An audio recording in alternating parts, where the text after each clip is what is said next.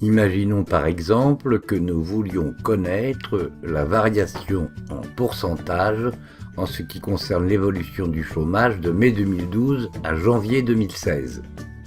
En 2012, il y avait 2 967 100 demandeurs d'emploi et en 2016, il y en avait 3 552 600.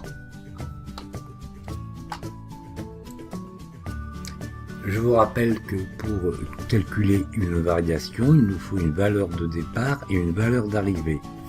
La valeur d'arrivée ici, c'est 2016. La valeur de départ ici, c'est 2012. Donc la formule appliquée est la suivante. Valeur d'arrivée, entre parenthèses, très important. Valeur d'arrivée moins valeur de départ, divisé par valeur de départ et multiplié par 100. Eh bien, nous allons maintenant effectuer cette opération dans notre feuille de calcul Excel. Je vous rappelle la formule. Ouvrez la parenthèse, très important. Valeur d'arrivée moins valeur de départ, fermez la parenthèse, divisé par la valeur de départ et multiplié par 100. Formule qui paraît un peu longue à écrire. Mais vous allez voir qu'Excel va nous simplifier beaucoup la tâche.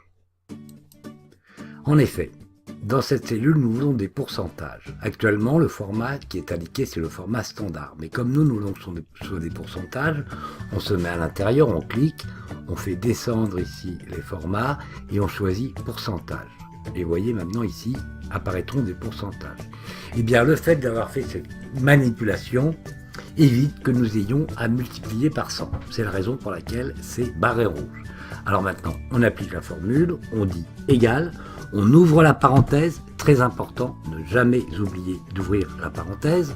On prend la valeur d'arrivée qui est ici en I8, moins la valeur de départ qui est ici en E8. On ferme la parenthèse et on va diviser par la même valeur de départ.